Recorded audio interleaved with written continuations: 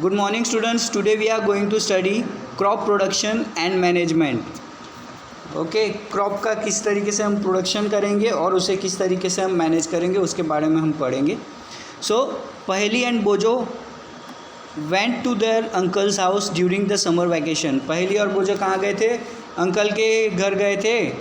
Summer vacation था तो उनका, ठीक है. Their uncle is a farmer. उनके अंकल क्या हैं? खेडूत हैं.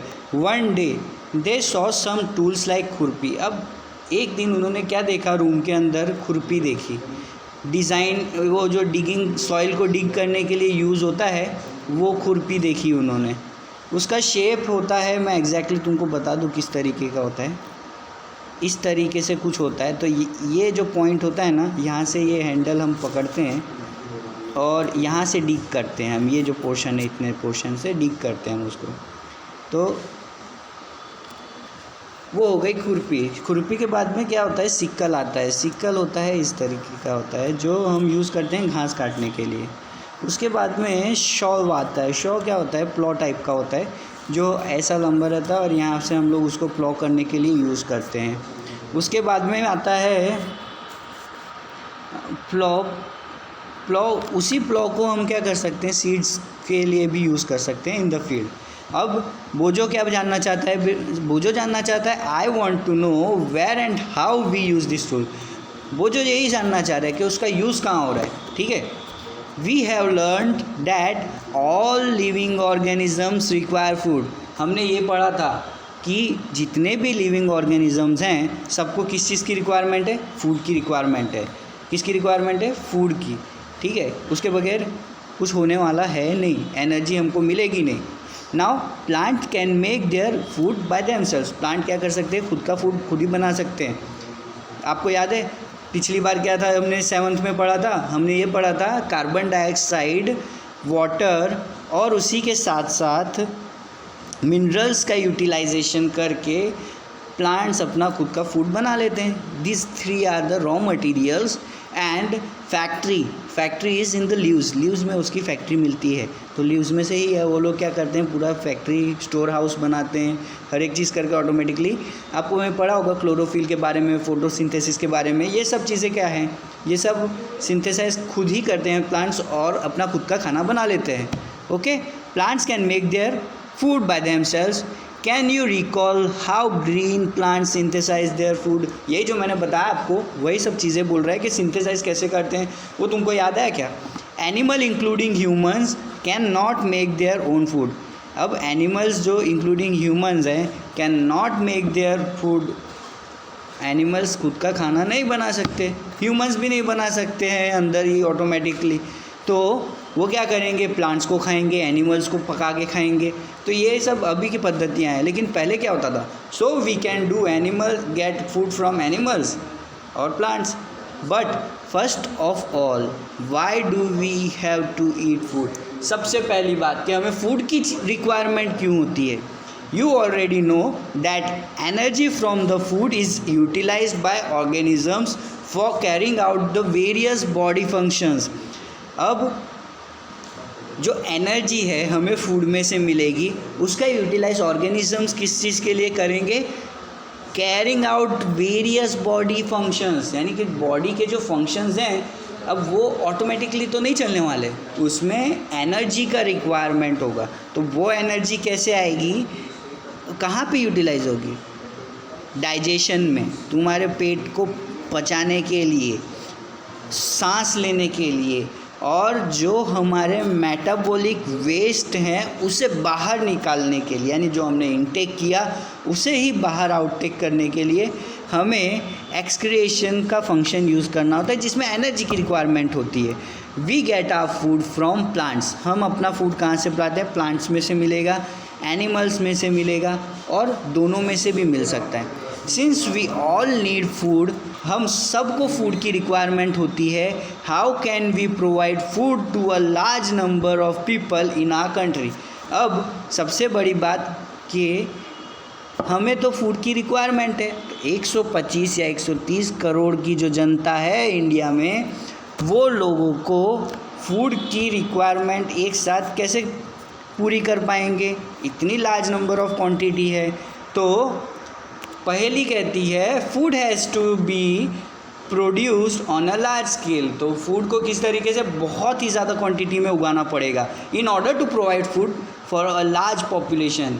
बहुत सारी पॉपुलेशन को फूड पूरा करने के लिए बहुत ही लार्ज क्वांटिटी में फूड उगाना पड़ेगा।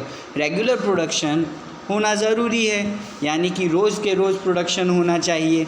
साथ ही साथ प्रॉपर मैनेजमेंट होना चाहिए कि वो उस फूड को वहाँ से उठाया जाए, अच्छी तरीके से रैप किया जाए ताकि उसको चोट ना पहुँचे, और उसी के बाद में डिस्ट्रीब्यूशन चैम्बर में जाएगा। डिस्ट्रीब्यूशन में क्या है, जैसे कि आजकल होता है फार्मर्स लोग एक जगह पे देते हैं, एपीएमसी कहते हैं उसे, एपीएमसी में से जाता है अपने मार्केट में, मार्केट में से हम लोग खरीद लेते हैं। तो ये एक डिस्ट्रीब्यूशन चेन है। ओके, तो ये अभी आई है, और पहले क्या होता था वो हम पढ़ते हैं। Agriculture practice till 10,000 BC peoples were nomadic. उस टाइम पे लोग क्या थे, were wandering from one place to another. जैसे एक जगह से दूसरी जगह लोग घूमा फिरा करते थे।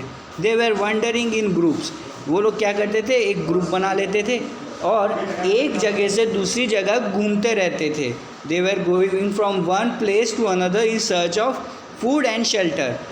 फूड के लिए और शेल्टर के लिए घूमते थे, यानी खाना तो ढूंढते ही थे, साथ में केव्स मिल जाती थी तो उसी में रह लेते थे। दे एट रॉ फ्रूट्स। उस टाइम पे वो कच्चा खाना खाते थे और वेजिटेबल खाते थे। And started hunting. और उस टाइम पे उन्होंने क्या किया, हंटिंग करना स्टार्ट किया। Hunting animals for food. Later बाद में दे कुड कल्टिवेट लैंड। उसके बाद उन्होंने क्या स्टार्ट किया, जब उनको पता चला कि एक दो बीज ने वहाँ सबने बहुत सारे बीज डाले थे तो वहाँ से क्रॉप्स उगे। तो ये जब उनको पता चला तो उन्होंने क्या किया, धीरे धीरे कल्टीवेट करना शुरू किया लैंड को, यानी कि उन्होंने थोड़े थोड़े सीड्स ऐसे लाइन में डालते गए तो उनको क्या है, ज़्यादा घूमना फिरना नहीं पड़ता था, वो बस वहीं पे उगाते थे और खाते थे। ये तरीके का एक चेन स्टार्ट हुआ बाद में। एंड अदर फूड क्रॉप्स दस। और इस वजह से क्या हो, किसका जन्म हुआ, एग्रीकल्चर का जन्म हुआ। Okay, why plants of the same kind.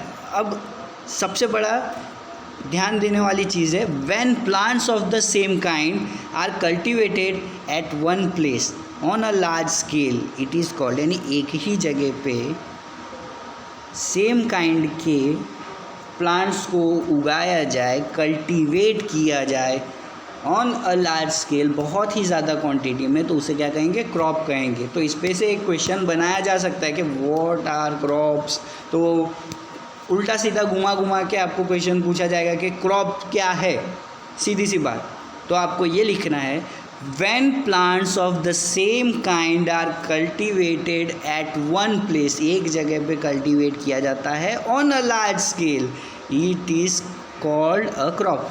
For example, crops of wheat means that all the plants grown in the field are that of, यानी कि एक ही जगह पे क्रॉप्स ऑफ वीट है, उसका मतलब कि एक ही जगह पे बहुत सारे वीट के प्लांट्स हैं, उसी फील्ड में वीट के ही प्लांट हैं।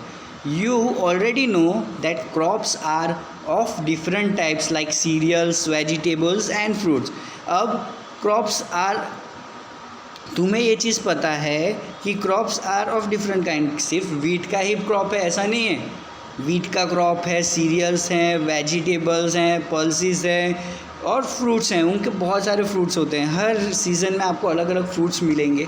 तो ये चीज़ें हैं, आपको बहुत बारीकी से जानना है। You already know that the crops are of different types, तो ये हमने पढ़ लिया। अब India is a vast country, बहुत बड़ी कंट्री है, और the climate conditions like temperature, humidity and rainfall vary. अब बहुत बड़े कंट्री के अंदर क्या होता है कि टेम्परेचर चेंज होता रहता है, ह्यूमिडिटी हर एक जगह अलग है, रेनफॉल अलग जगह पे अलग होती है, यहाँ अलग होती है, महाराष्ट्र में अलग होती है, तमिलनाडु में अलग, तो ऐसे बहुत जगह पे अलग अलग तरीके से होता है। From one region to another, एक रीजन से अलग अगली रीजन। जैसे कि आज अभी समझ लो कि आज लखनऊ में यानी कि उत्तर प्रदेश में बरसात हो रही है, तो अपने गुजरात में नहीं हो रही है, सिंपली ये एक तरीका है, मैं तुम्हें बता सकता हूँ। Accordingly there is a rich Accordingly, there is a rich variety of crops grown in different parts of the country. तो इसी तरीके से डिफरेंट अलग अलग प्रकार के क्रॉप्स को अलग अलग जगहों पे जगह लगाया जाता है डिस्पाइट देयर डाइवर्सिटीज़। या two broad crop patterns can be identified. दो तरह की क्रॉप की पैटर्न्स आपको मिल सकती हैं। अब वो कौन कौन सी क्रॉप्स की पैटर्न है? जो पहली पैटर्न है वो खरीफ क्रॉप है। तो the crop which are sown in the rainy season. अब कुछ क्रॉप्स हैं उनको रेनी सीजन में ही उगाया जाता है, उसे कहते हैं खरीफ क्रॉप। क्या कहते हैं? Kharif crop. The rainy season in which in India is generally from. अब रेनी सीज़न इंडिया के अंदर जून से लेके सितंबर तक का होता है। तो उसमें हम उगाते हैं पैडी, मेज़ हो गया, सोयाबीन हो गया, ग्राउंडनट हो गया एंड कॉटन। ग्राउंडनट आजकल सबसे ज़्यादा यूज़ गुजरात के अंदर हम लोग ग्राउंडनट का ही कर रहे हैं। तो ग्राउंडनट का जो ऑयल आता है वो आजकल बहुत ज़्यादा चलन में है। ग्राउंडनट यानी कि मूंगफली हो गया, गिन लो, सोयाबीन हो गया। सोयाबीन के जो अपने चंक्स बना के खाते हैं आजकल, तो वो है। अब आते हैं रबी क्रॉप्स के ऊपर।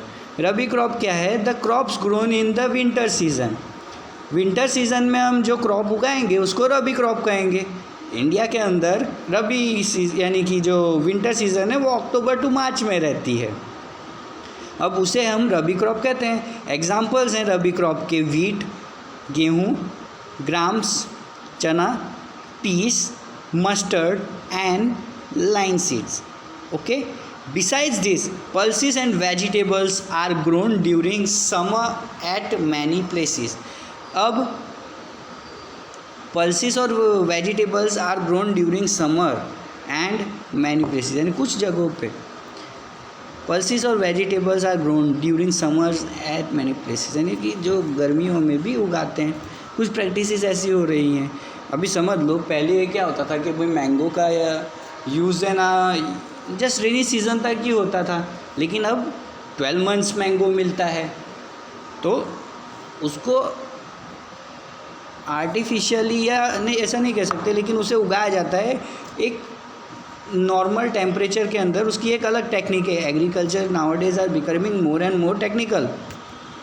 अगर पढ़ा जाए तो एग्रीकल्चर इंजीनियरिंग भी होती है। तो अगर आप आगे जाओगे तो इसके बारे में भी आपको जानने मिलेगा जब आप पढ़ोगे। Now basic practices of crop production. अब अलग अलग बेसिक जो कहते हैं ना मूल मंत्र के टाइप का, तो उस तरीके से क्रॉप्स के लिए भी होता है प्रोडक्शन में। Why paddy can not be grown in the winter season. अच्छा, बोझो ने एक क्वेश्चन पूछ लिया है, पूछता है कि भाई पैडी को हम लोग विंटर सीजन में क्यों नहीं उगाते हैं? Why paddy can not be grown in winter season, क्यों नहीं उगा सकते? अच्छा, पहली ने आंसर दिया है, बोलती है paddy requires a lots of water. Paddy को बहुत सारे वाटर की ज़रूरत पड़ती है, इसकी वजह से therefore it is grown only in the rainy season. इसीलिए हम उसको रेनी सीजन में ही उगाते हैं। Cultivation of crops involve several activities undertaken by farmers over a period of time. Cultivation of crop involve several activities. एक ही activity नहीं है, सिर्फ लगा दिया, पानी डाल दिया, हो गया, ठीक है। तो उसके लिए बहुत सारी प्रैक्टिस की ज़रूरत पड़ती है। Undertaken by farmers. इस फार्मर्स लोगों को तुम क्या नॉर्मल समझते हो कि हाँ भाई फार्मर्स हैं। अभी जो फार्मर्स लोगों का आंदोलन हुआ था तो उनके कुछ मांगे थी। क्यों? क्योंकि वो छोटी मोटी चीज़ें हैं ना, उनकी रिक्वायरमेंट होती है तो वो नहीं पूरा कर पाते हैं, तो सही तरीके से नहीं कर पाते होंगे, इसके लिए लोगों ने कुछ आंदोलन किया होगा, ठीक है। तो you may find that these activities are similar to those carried out by a gardener. उसी तरीके से वही सेम एक्टिविटीज़ गार्डनर भी करता है। आपके गार्डन में या पीछे के कंपाउंड में जब आप प्लांट उगाते हो तो गार्डनर आके उसको किस तरीके से अच्छे से शेप करता है और किस तरीके से उसके अंदर मैन्योर डालता है, ध्यान से देखना। कब बहुत सारी एक्टिविटीज़ होती हैं जो हमें देखनी होती है। Okay. Grown ornamental plants in your house. जब आप ऑर्नामेंटल प्लांट्स यानी कि समझ लो कि कोई शो प्लांट हो गया, उसको उगा रहे हो, या तो फिर बाद में आप उगा रहे हो कोई फ्लावर्स उगा रहे हो, तो ये सब चीज़ें जब उगाओगे तब उस टाइम पे आपके यहाँ गार्डनर आएगा, या तो तुम्हारी मम्मी को पता होगा, तो देखना कि वो कितना मेहनत करती है उस प्लांट के पीछे। ऐसे ही प्लांट नहीं उग जाता है। ओके, दीज एक्टिविटीज़ और task are referred to as agriculture practice. तो ये सब जो एक्टिविटीज़ हैं छोटी मोटी, जैसे प्लांट्स को काटना है, शेप करना, एक जगह उगा है तो दूसरी जगह एकदम लाइन में उगाना, तो ये सब चीज़ें एग्रीकल्चर प्रैक्टिसेस है। विच आर लिस्टेड बिलो, वो सबको हमने नीचे लिस्ट किया हुआ है। प्रिपरेशन ऑफ सॉइल, सॉइल को प्रिपेयर करना, उसको लगाना, सोइंग करना, एडिंग मैन्योर एंड फर्टिलाइज़र, उसके अंदर फर्टिलाइज़र और मैन्योर्स का यूज़ करना। पहले से एक पद्धति थी, फिर नई पद्धति आई जिसके अंदर वो लोग ने फर्टिलाइज़र्स डाला, यूरिया का जो यूज़ करते थे, यूटिलाइजेशन करते थे। फिर एडिंग मैन्योर एंड फर्टिलाइज़र, फिर उसको अच्छे से पानी देना जिसको इरिगेशन कहते हैं। प्रोटेक्टिंग फ्रॉम द वीड्स, अब कहीं कहीं अनइवन ग्रास उग जाती थी तो वो उसका प्रोटीन मिनरल खा जाती थी, तो फार्मर्स क्या करते थे, घास को उगाड़ देते थे। फिर हार्वेस्टिंग करते थे, उसको फिर बाद में निकालते थे, काटते थे, फिर उसको काटने के बाद में एक जगह पे स्टोर करते थे। तो ये सब बहुत सारी एक्टिविटीज़ है जो देखी जाती हैं। नाउ 1.3 से हम पढ़ेंगे अगली बार। आज के लिए इतना ही। Have a nice day.